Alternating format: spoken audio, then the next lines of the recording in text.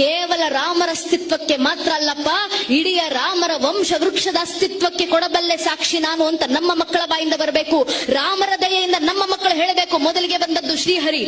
ಶ್ರೀಹರಿಯ ಮಗ ಬ್ರಹ್ಮ, ಬ್ರಹ್ಮನ ಮಗ ಮರೀಚಿ, ಮರೀಚಿ ಮಗ ಕಶ್ಯಪ, ಕಶ್ಯಪನ ಮಗ ಸೂರ್ಯ, ಸೂರ್ಯನ ಮಗ ಮನು, ಮನುವಿನ ಮಗ ಇಕ್ಷ್ವಾಕು, ಇಕ್ಷ್ವಾಕುವಿನ ಮಗ ಕುಕ್ಷಿ, ಕುಕ್ಷಿಯ ಮಗ ವಿಕುಕ್ಷಿ, ವಿಕುಕ್ಷಿಯ ಮಗ ಬಾಣ, ಬಾಣನ ಮಗ ಅನರಾರಣ್ಯ, ಅನರಾರಣ್ಯನ ಮಗ ಭೃದು, ಭೃದುವಿನ ಮಗ ತ್ರಿಶಂಕು, ತ್ರಿಶಂಕುವಿನ ಮಗ ದುಂಡುಮಾರ, ದುಂಡುಮಾರನ ಮಗ ಮಾಂಧಾತ, ಮಾಂಧಾತನ ಮಗ ಸುಸಂಧಿ, ಸುಸಂಧಿಯ ಮಗ ಧ್ರುವಸಂಧಿ, ಧ್ರುವಸಂಧಿಯ ಮಗ ಭರತ, ಭರತನ ಮಗ ಅಶೀತ, ಅಶೀತನ ಮಗ ಸಗರ, ಸಗರನ ಮಗ ಅಸಮಂಜಸ, ಅಸಮಂಜಸನ ಮಗ ಅಂಶುಮಂತ, ಅಂಶುಮಂತನ ಮಗ ದಿಲೀಪ,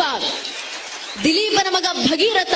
ಭಗೀರಥನ ಮಗ ಕುಕುತ್ಸು, ಕುಕುತ್ಸುವಿನ ಮಗ ರಘು, ರಘುವಿನ ಮಗ ಪ್ರಬರ್ಧ, ಪ್ರಬರ್ಧನ ಮಗ ಶಶಂಕು, ಶಶಂಕುವಿನ ಮಗ ಸುದರ್ಶನ, ಸುದರ್ಶನ ಮಗ ಅಗ್ನಿವರ್ಣ, ಅಗ್ನಿವರ್ಣನ ಮಗ ಶೀಘ್ರವೇದ, ಶೀಘ್ರವೇದನ ಮಗ ಮರು, ಮರುವಿನ ಮಗ ಪ್ರಶಿಷಕ, ಪ್ರಶಿಷಕನ ಮಗ ಅಂಬರೀಷ, ಅಂಬರೀಷನ ಮಗ ನಘೂಷ, ನಘೂಷನ ಮಗ ಯಾತಿ, ಯಾತಿಯ ಮಗ ನಾಭಾಗ, ನಾಭಾಗನ ಮಗ ಅಜ, ಅಜನ ಮಗ ದಶರಥ, ದಶರಥನ ಮಗನೇ ರಘುವಂಶದ ರಾಘವ ಪ್ರಭು ಶ್ರೀರಾಮಚಂದ್ರರು ಅಂತ